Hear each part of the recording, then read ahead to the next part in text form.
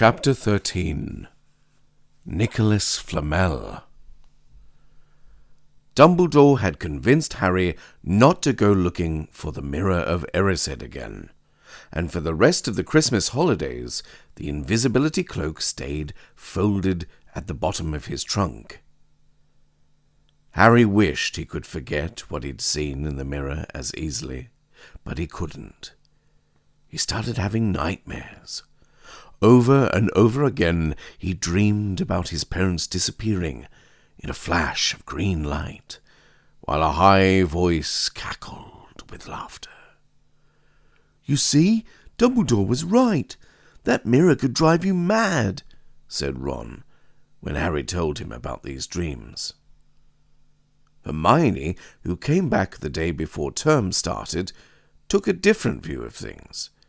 She was torn between horror at the idea of Harry being out of bed, roaming the school 3 nights in a row, if Filch had caught you, and disappointment that he hadn't at least found out who Nicholas Flamel was. They had almost given up hope of ever finding Flamel in a library book, even though Harry was still sure he'd read the name somewhere. Once term had started, they were back to skimming through books for 10 minutes during their breaks. Harry had even less time than the other two because Quidditch practice had started again. Wood was working the team harder than ever. Even the endless rain that had replaced the snow couldn't dampen his spirits. The Weasleys complained that Wood was becoming a fanatic, but Harry was on Wood's side. If they won their next match against Hufflepuff, they would overtake Slytherin in the House Championship for the first time in 7 years. Quite apart from wanting to win, Harry found that he had fewer nightmares when he was tired out after training. Then, during one particularly wet and muddy practice session, Wood gave the team a bit of bad news. He just got very angry with the Weasleys, who kept dive-bombing each other and pretending to fall off their brooms. "Will you stop messing around?" he yelled. "That's exactly the sort of thing that'll lose us the match. Snape's refereeing this time, and he'll be looking for any excuse to knock points off Gryffindor." George Weasley really did fall off his broom at these words. "Snape's refereeing?" he spluttered through a mouthful of mud. "When's he ever refereed a Quidditch match? He's not going to be fair if we might overtake Slytherin." The rest of the team landed next to George to complain too. "It's not my fault," said Wood. "We've just got to make sure we play a clean game, so Snape hasn't got an excuse to pick on us." Which was all very well, thought Harry, but he had another reason for not wanting Snape near him while he was playing Quidditch. The rest of the team hung back to talk to each other as usual at the end of practice, but Harry headed straight back to the Gryffindor common room, where he found Ron and Hermione playing chess. Chess was the only thing Hermione ever lost at, something Harry and Ron thought was very good for her. "Don't talk to me at the moment," said Ron when Harry sat down next to him. "I need to concentrate." He caught sight of Harry's face.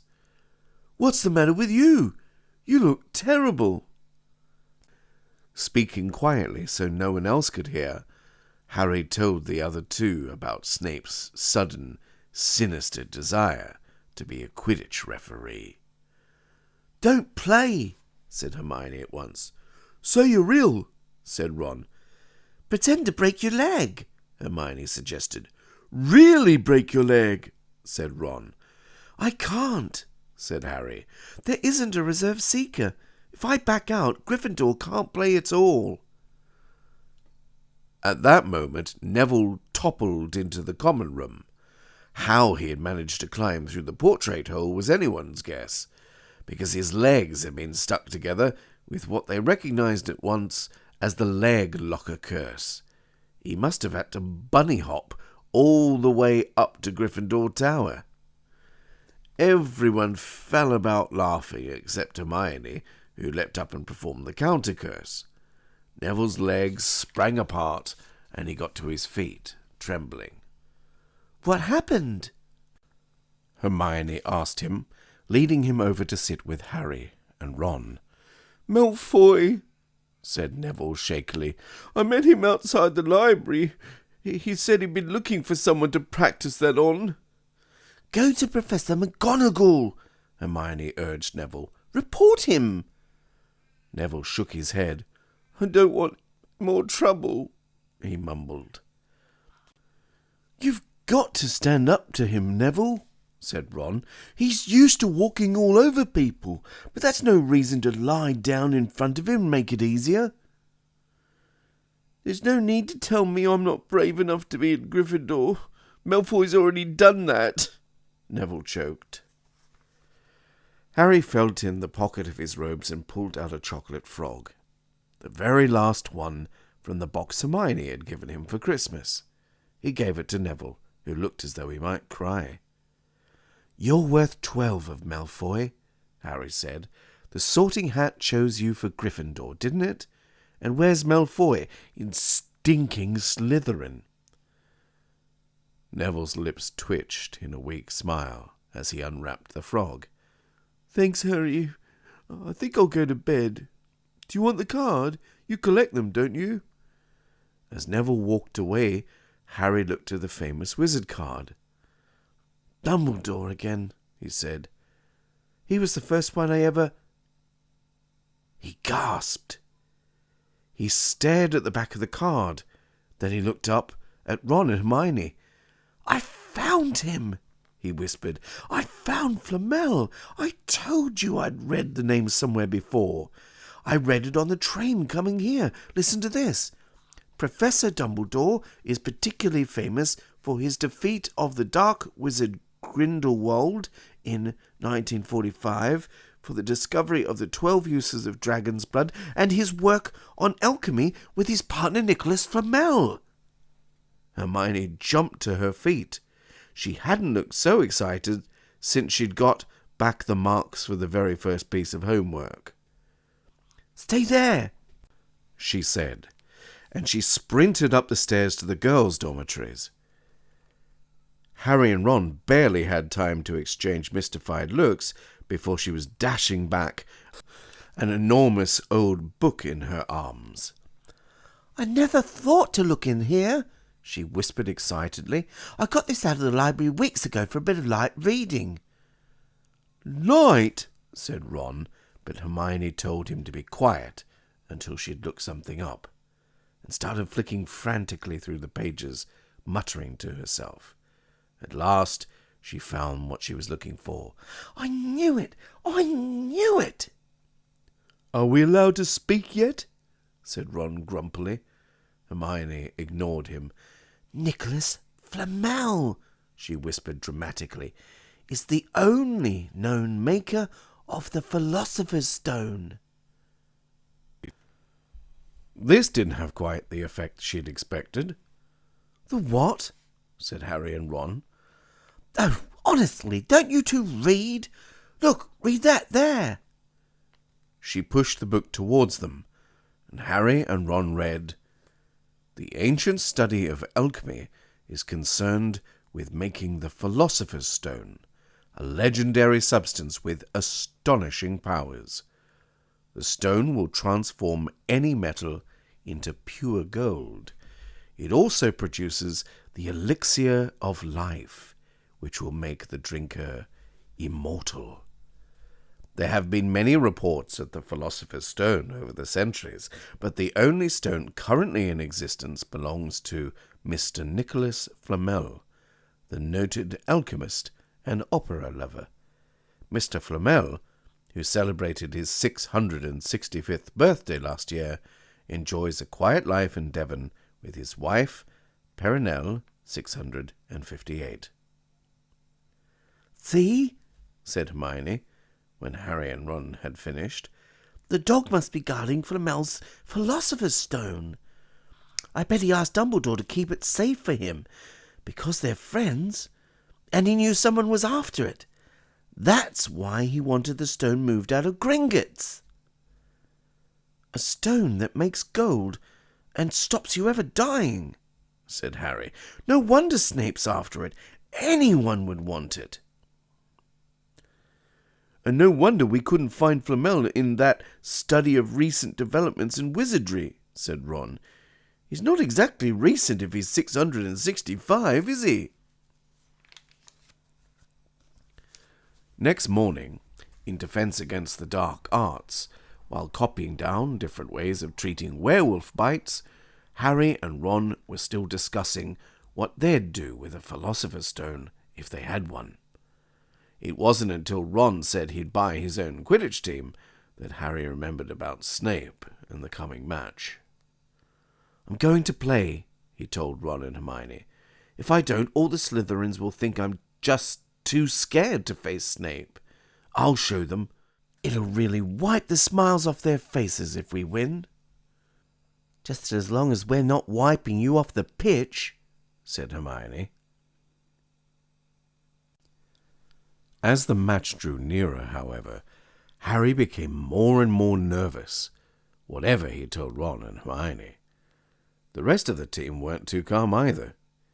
The idea of overtaking Slytherin in the House Championship was wonderful. No one had done it for nearly 7 years. But would they be allowed to, with such a biased referee? Harry didn't know whether he was imagining it or not, but he seemed to keep running into Snape wherever he went. At times, he even wondered whether Snape was following him, trying to catch him on his own. Potion lessons were turning into a sort of weekly torture. Snape was so horrible to Harry. Could Snape possibly know they'd found out about the Philosopher's Stone? Harry didn't see how he could, yet he sometimes had the horrible feeling that Snape could read minds. Harry knew, when they wished him good luck outside the changing rooms next afternoon, that Ron and Hermione were wondering whether they'd ever see him alive again. This wasn't what you'd call comforting. Harry hardly heard a word of Wood's pep talk as he pulled on his Quidditch robes and picked up his Nimbus 2000. Ron and Hermione, meanwhile, had found a place in the stands next to Neville, who couldn't understand why they looked so grim and worried, or why they had both brought their wands to the match. Little did Harry know that Ron and Hermione had been secretly practicing the leg locker curse. They'd got the idea from Malfoy using it on Neville, and were ready to use it on Snape if he showed any sign of wanting to hurt Harry.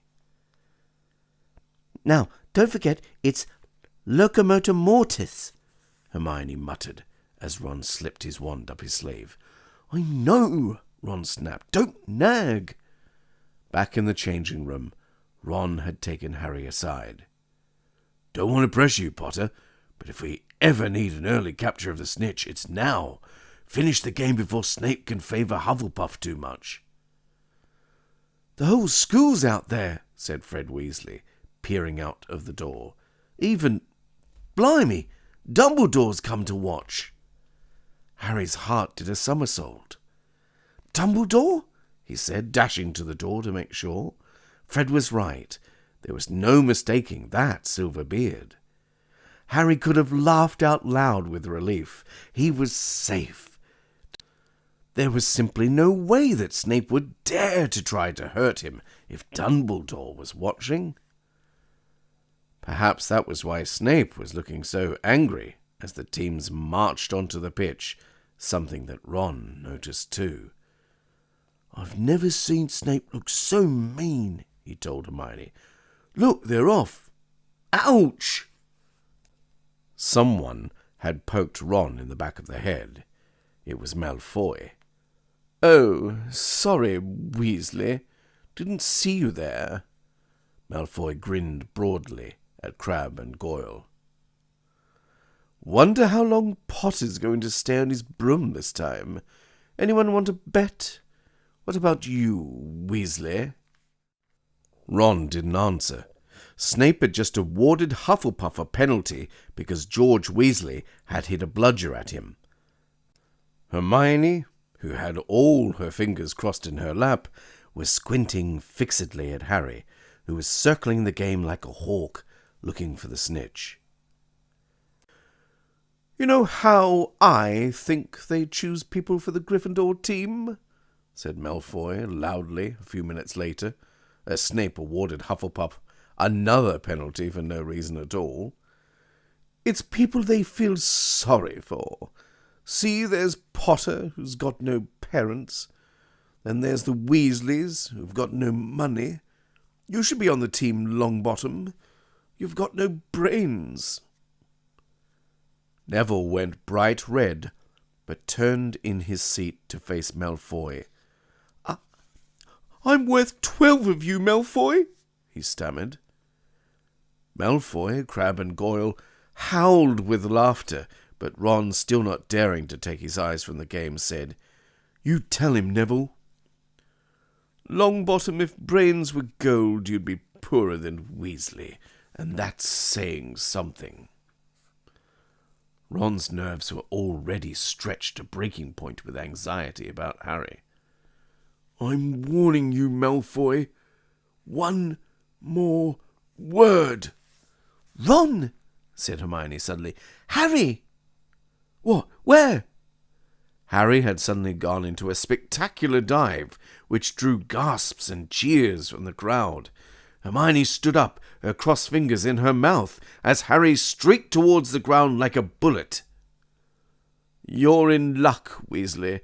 Potter's obviously spotted some money on the ground," said Malfoy. Ron snapped. Before Malfoy knew what was happening, Ron was on top of him, wrestling him to the ground. Neville hesitated, then clambered over the back of his seat to help. "Come on, Harry!" Hermione screamed, leaping onto her seat to watch as Harry sped straight at Snape.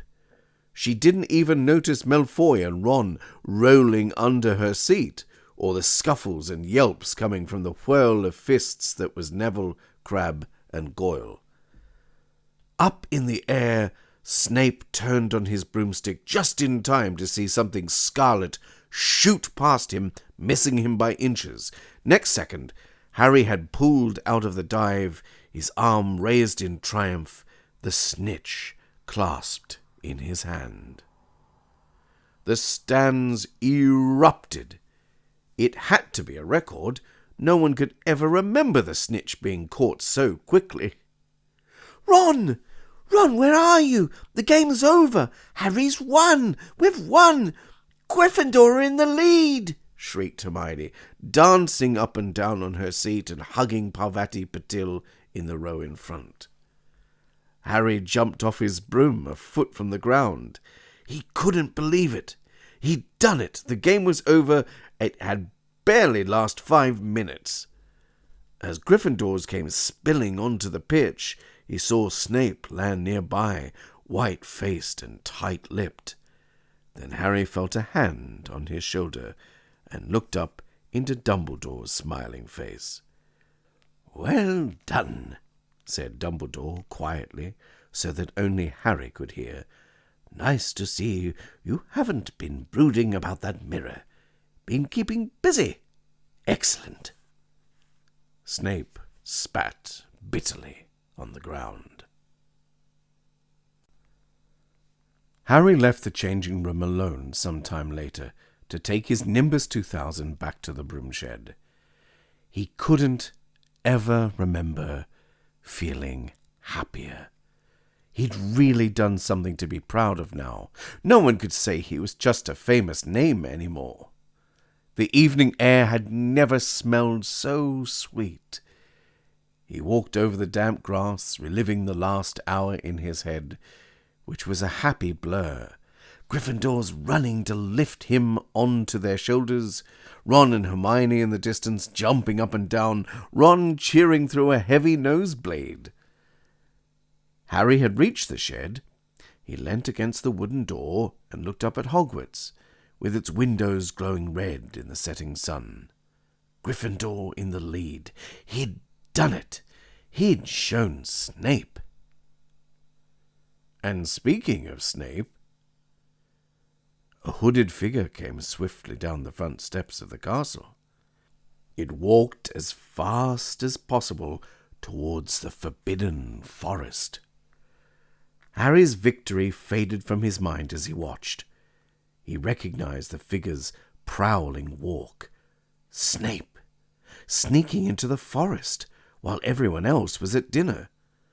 What was going on? Harry jumped back on his Nimbus 2000 and took off. Gently sliding over the castle, he saw Snape enter the forest at a run. He followed. The trees were so thick he couldn't see where Snape had gone. He flew in circles, lower and lower, brushing the top branches of the trees until he heard voices. He glided towards them and landed noiselessly in a towering beech tree. He climbed carefully along one of the branches, holding tight to his broomstick, trying to see through the leaves.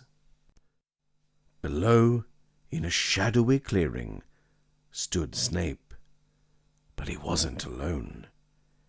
Quirrell was there too. Harry couldn't make out the look on his face, but he was stuttering worse than ever. Harry strained to catch what he was saying. Don't know why you wanted me to meet here of all places, Severus.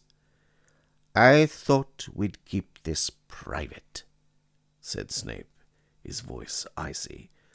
Students aren't supposed to know about the Philosopher's Stone, after all.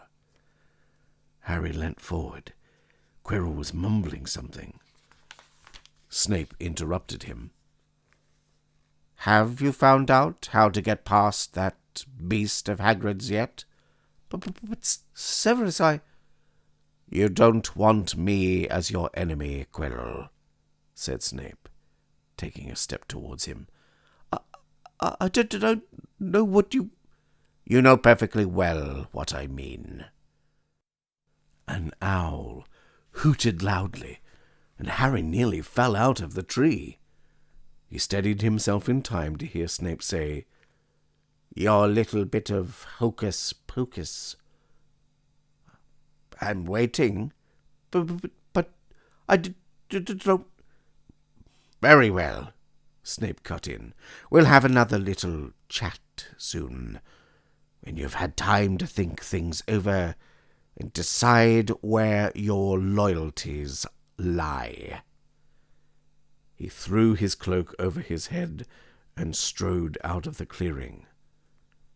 It was almost dark now, but Harry could see Quirrell standing quite still, as though he was petrified.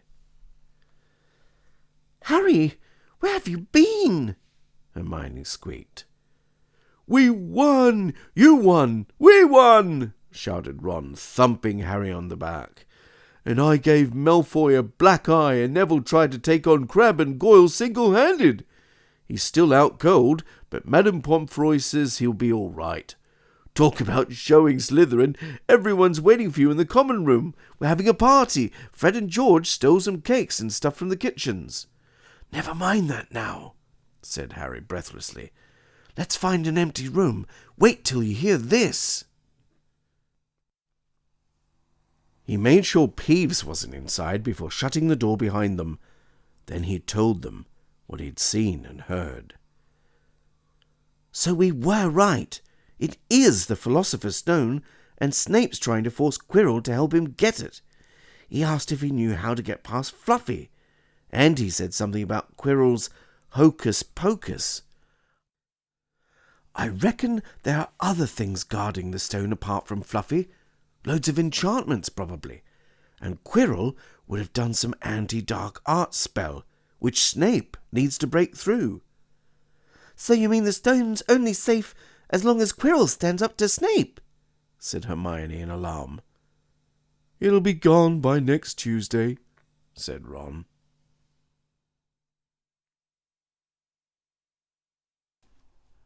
Chapter 14.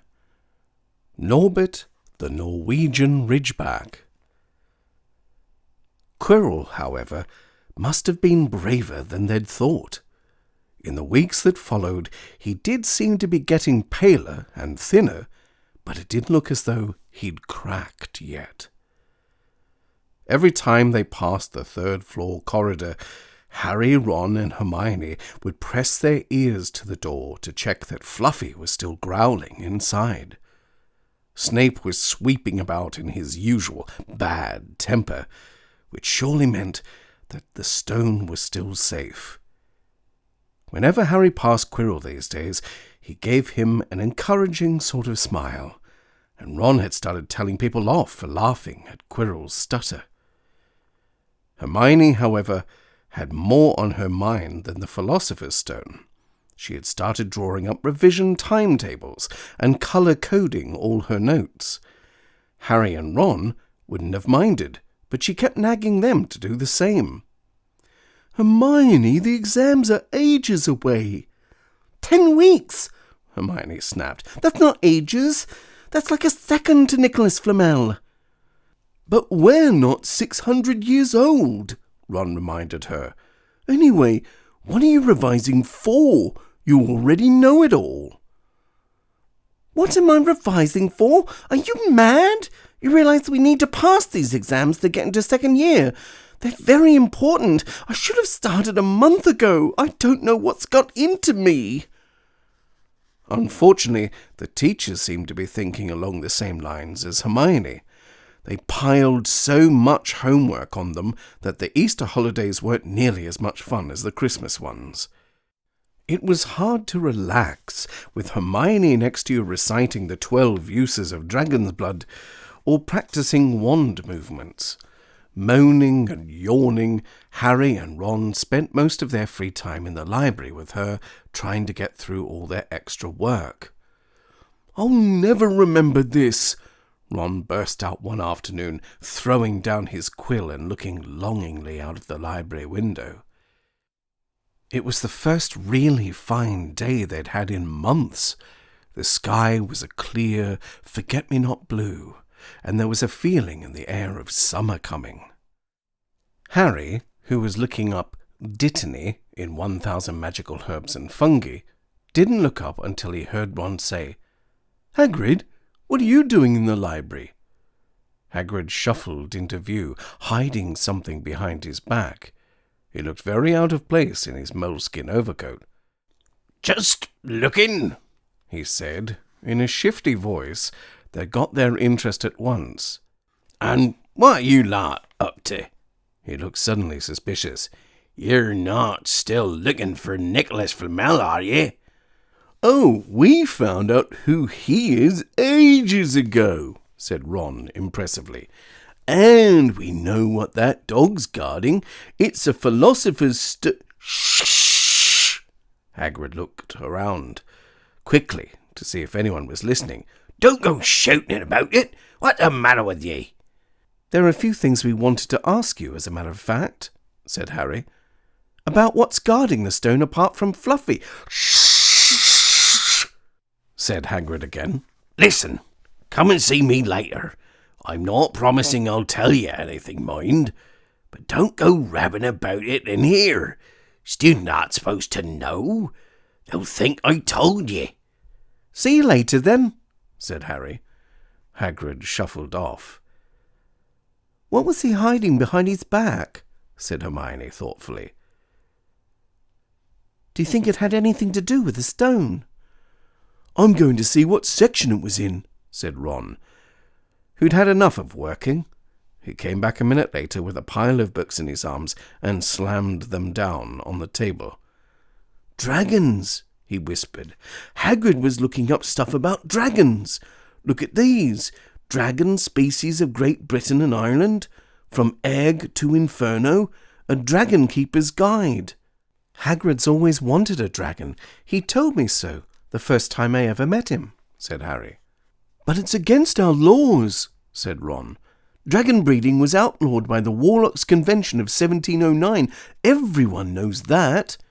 It's hard to stop muggles noticing us if we're keeping dragons in the back garden. Anyway, you can't tame dragons. It's dangerous. You should see the burns Charlie's got off wild ones in Romania." "But there aren't wild dragons in Britain," said Harry. "Of course there are," said Ron.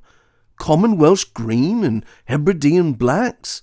The Ministry of Magic has a job hushing them up, I can tell you. Our lot have to keep putting spells on muggles who've spotted them to make them forget." "So what on earth's Hagrid up to?" said Hermione. When they knocked on the door of the gamekeeper's hut an hour later, they were surprised to see that all the curtains were closed. Hagrid called, "Who is it?" before he let them in, and then shut the door quickly behind them. It was stiflingly hot inside. Even though it was such a warm day, there was a blazing fire in the grate. Hagrid made them tea and offered them stoat sandwiches, which they refused. "So, you wanted to ask me something?" "Yes," said Harry. There was no point beating around the bush. "We were wondering if you could tell us what's guarding the Philosopher's Stone apart from Fluffy." Hagrid frowned at him. "Of course I can," he said. "Number 1, I don't know myself. Number 2, ye know too much already, so I wouldn't tell ye if I could. That stone's here for a good reason. It was almost stolen out of Gringotts. I suppose you worked that out and all. Beats me how you even know about Fluffy." "Oh, come on, Hagrid. You might not want to tell us, but you do know. You know everything that goes on round here," said Hermione in a warm, flattering voice. Hagrid's beard twitched, and they could tell he was smiling. "We're only wondering who had done the guarding, really," Hermione went on. "We're wondering who Dumbledore has trusted enough to help him, apart from you." Hagrid's chest swelled at these last words. Harry and Ron beamed at Hermione. "Well, I don't suppose it could hurt to tell you that. Let's see. He borrowed Fluffy from me. Then some of the teachers did enchantments. Professor Sprout, Professor Flitwick, Professor McGonagall." He ticked them off on his fingers. "Professor Quirrell, and Dumbledore himself did something, of course. Hang on, I've forgotten someone. Oh yeah, Professor Snape." "Snape?" "Yeah. You're not still on about that, are ye? Look, Snape helped protect the stone. He's not about to steal it." Harry knew Ron and Hermione were thinking the same as he was. If Snape had been in on protecting the stone, it must have been easy to find out how the other teachers had guarded it. He probably knew everything, except, it seemed, Quirrell's spell, and how to get past Fluffy. "You're the only one who knows how to get past Fluffy, aren't you, Hagrid?" said Harry anxiously. "You wouldn't tell anyone, would you? Not even one of the teachers?" "Not a soul knows except me and Dumbledore," said Hagrid proudly. "Well, that's something," Harry muttered to the others. "Hagrid, can we have a window open? I'm boiling." "Can't, Harry. Sorry," said Hagrid. Harry noticed him glance at the fire. Harry looked at it too. "Hagrid, what's that?" But he already knew what it was. In the very heart of the fire underneath the kettle was a huge black egg. "Ah," said Hagrid, fiddling nervously with his beard. "That's, "Where did you get it, Hagrid?" said Ron, crouching over the fire to get a closer look at the egg. "It must have cost you a fortune." "Won it," said Hagrid, "last night. I was down in the village having a few drinks, and I got into a game of cards with a stranger. I think he was quite glad to get rid of it, to be honest." "But what are you going to do with it when it's hatched?" said Hermione. "Well, I've been doing some reading," said Hagrid, pulling a large book from under his pillow. Got this out of the library. Dragon breeding for pleasure and profit. It's a bit out of date, of course, but it's all in here. Keep the egg in the fire, 'cause their mothers breathe on 'em, see? And when it hatches, feed it on a bucket of brandy mixed with chicken blood every half hour. And see here, how to recognise different eggs. What I got's a Norwegian Ridgeback. They're rare, them. He looked very pleased with himself, but Hermione didn't. Hagrid, you live in a wooden house, she said. But Hagrid wasn't listening. He was humming merrily as he stoked the fire. So now they had something else to worry about. What might happen to Hagrid if anyone found out he was hiding an illegal dragon in his hut? Wonder what it's like to have a peaceful life, Ron sighed as evening after evening they struggled through all the extra homework they were getting. Hermione had now started making revision timetables for Harry and Ron, too. It was driving them mad. Then, one breakfast time, Hedwig brought Harry another note from Hagrid. He had written only 2 words. It's hatching. Ron wanted to skip herbology and go straight down to the hut. Hermione wouldn't hear of it. Hermione, how many times in our lives are we going to see a dragon hatching? We've got lessons. We'll get into trouble. And that's nothing to what Hagrid's going to be in when someone finds out what he's doing. Shut up, Harry whispered. Malfoy was only a few feet away, and he had stopped dead to listen. How much had he heard? Harry didn't like the look on Malfoy's face at all. Ron and Hermione argued all the way to herbology, and in the end, Hermione agreed to run down to Hagrid's with the other 2 during morning break. When the bell sounded from the castle at the end of their lessons, the 3 of them dropped their trowels at once and hurried through the grounds to the edge of the forest. Hagrid greeted them, looking flushed and excited. "It's nearly out," he ushered them inside. The egg was lying on the table. There were deep cracks in it. Something was moving inside. A funny clicking noise was coming from it. They all drew their chairs up to the table and watched with bated breath. All at once there was a snapping noise, and the egg split open. The baby dragon flopped onto the table. It wasn't exactly pretty. Harry thought it looked like a crumpled black umbrella. Its spiny wings were huge compared to its skinny jet body, and it had a long snout with wide nostrils, stubs of horns, and bulging orange eyes. It sneezed. A couple of sparks flew out of its snout. "Isn't he beautiful?" Hagrid murmured. He reached out a hand to stroke the dragon's head. It snapped at his fingers, showing pointed fangs. "Bless him, look, he knows his mummy," said Hagrid. "Hagrid," said Hermione, "how fast do Norwegian Ridgebacks grow exactly?" Hagrid was about to answer when the colour suddenly drained from his face. He leapt to his feet and ran to the window. "What's the matter?" "Someone was looking through the gap in the curtains. It's a kid. He's running back up to the school." Harry bolted to the door and looked out. Even at a distance there was no mistaking him. Malfoy had seen the dragon. Something about this smile lurking on Malfoy's face during the next week made Harry, Ron, and Hermione very nervous.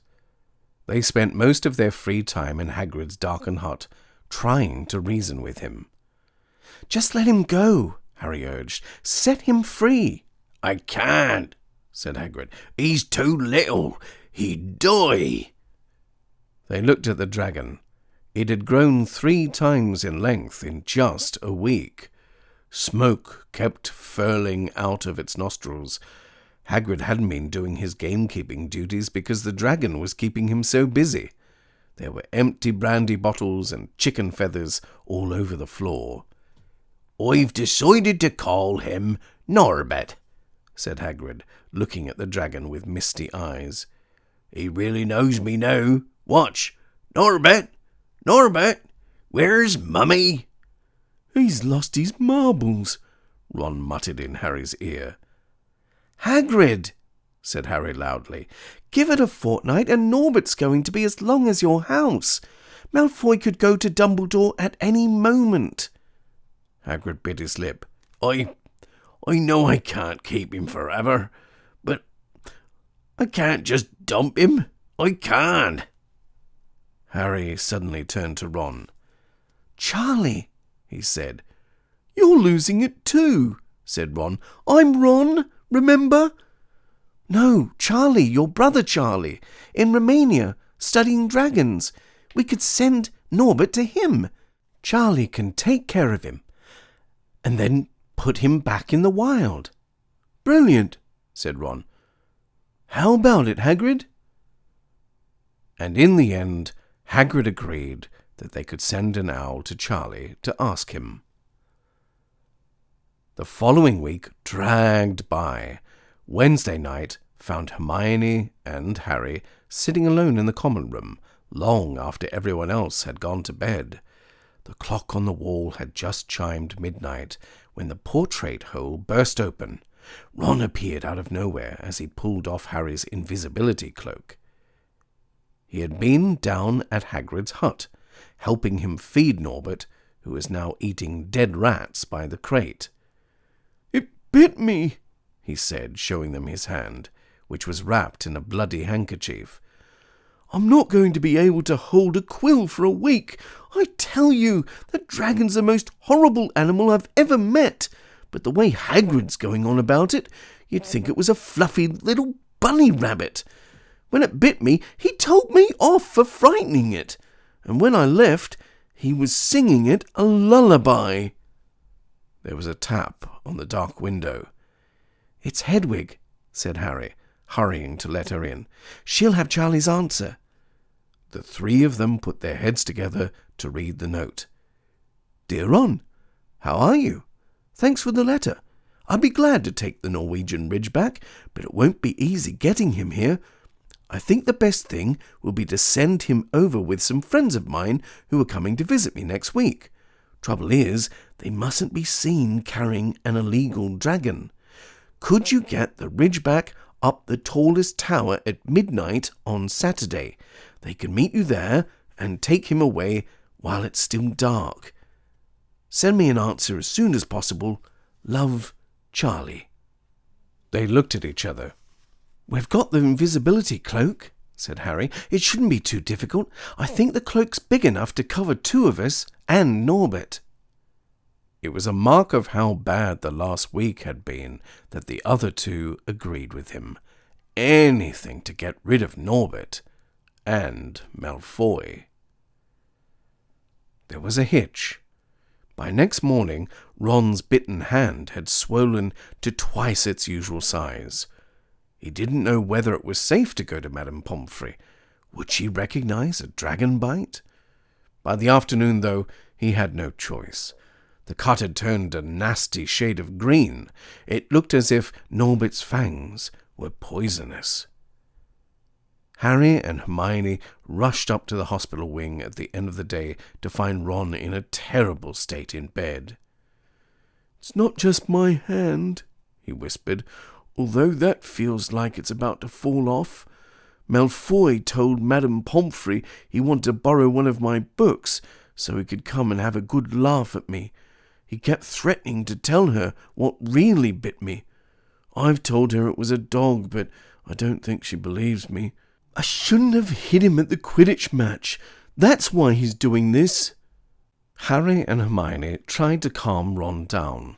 "It'll all be over at midnight on Saturday," said Hermione, but this didn't soothe Ron at all. On the contrary, he sat bolt upright and broke into a sweat. "Midnight on Saturday," he said in a hoarse voice. "Oh no! Oh no! I've just remembered. Charlie's letter was in that book Malfoy took. He's going to know we're getting rid of Norbert." Harry and Hermione didn't get a chance to answer. Madame Pomfrey came over at that moment and made them leave, saying Ron needed to sleep. "It's too late to change the plan now," Harry told Hermione. "We haven't got time to send Charlie another owl, and this could be our only chance to get rid of Norbert. We'll have to risk it. And we have got the invisibility cloak. Malfoy doesn't know about that." They found Fang the boarhound sitting outside with a bandaged tail, when they went to tell Hagrid, who opened a window to talk to them. "I won't let you in," he puffed. "Norbert's at a tricky stage. Nothing I can't handle." When they told him about Charlie's letter, his eyes filled with tears, although that might have been because Norbert had just bitten him on the leg. "Ah, it's all right. He's only got me boot. Just playing. He's only baby, after all." The baby banged its tail on the wall, making the windows rattle. Harry and Hermione walked back to the castle, feeling Saturday couldn't come quickly enough.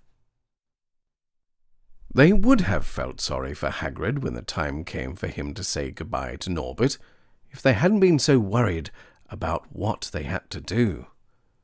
It was a very dark, cloudy night, and they were a bit late arriving at Hagrid's hut because they'd had to wait for Peeves to get out of their way in the entrance hall, where he'd been playing tennis against the wall.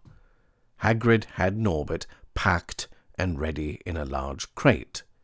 "He's got lots of rats and some brandy for the journey," said Hagrid in a muffled voice, "and I've packed his teddy bear in case he gets lonely." From inside the crate came ripping noises that sounded to Harry as though Teddy was having his head torn off. "Bye bye, Norbert," Hagrid sobbed, as Harry and Hermione covered the crate with the invisibility cloak and stepped underneath it themselves. "Mummy will never forget ye." How they managed to get the crate back up to the castle, they never knew. Midnight ticked nearer as they heaved Norbert up the marble staircase in the entrance hall and along the dark corridors. Up another staircase, then another. Even one of Harry's shortcuts didn't make the work much easier. "Nearly there," Harry panted as they reached the corridor beneath the tallest tower. Then a sudden movement ahead of them made them almost drop the crate. Forgetting that they were already invisible, they shrank into the shadows, staring at the dark outlines of two people grappling with each other 10 feet away. A lamp flared. Professor McGonagall, in a tartan dressing gown and a hairnet, had Malfoy by the ear. "Detention!" she shouted, "and 20 points from Slytherin. Wandering around in the middle of the night, how dare ye?" "You don't understand, Professor. Harry Potter's coming. He's got a dragon." "What utter rubbish! How dare you tell such lies?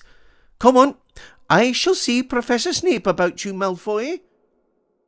The steep spiral staircase up to the top of the tower seemed the easiest thing in the world after that. Not until they'd stepped out into the cold night air did they throw off the cloak, glad to be able to breathe properly again. Hermione did a sort of jig.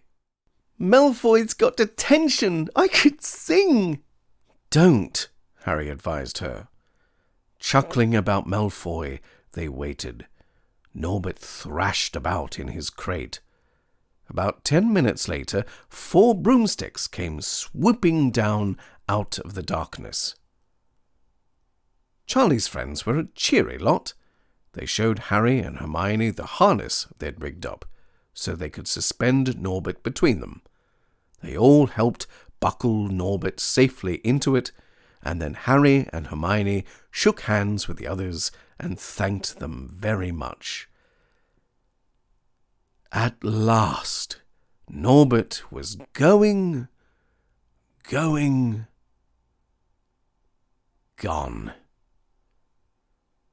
They slipped back down the spiral staircase, their hearts as light as their minds. Now that Norbert was off them, no more dragon, Malfoyan detention, what could spoil their happiness? The answer to that was waiting at the foot of the stairs. As they stepped into the corridor, Filch's face loomed suddenly out of the darkness. Well, he whispered, we are in trouble. They had left the invisibility cloak on top of the tower. Nobs.